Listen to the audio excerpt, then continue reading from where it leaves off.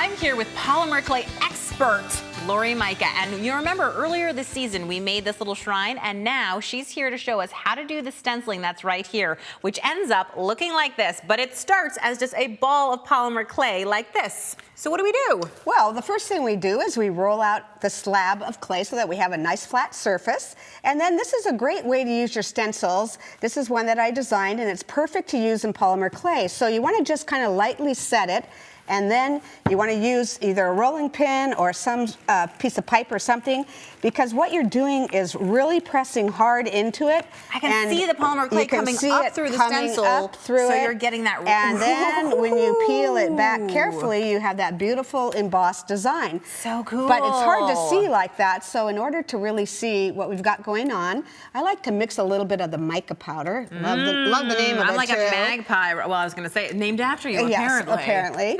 And then I just lightly kind of go over it, and that's how you actually see the design show up, and you can just create some beautiful, magnificent effects using this technique. I like how mixing it with the acrylic, you've actually really toned it down, and we can see another example over on your side where you've also used that same stenciling technique, just this time picking different colors. What a great and easy tip, Laurie. Thank you.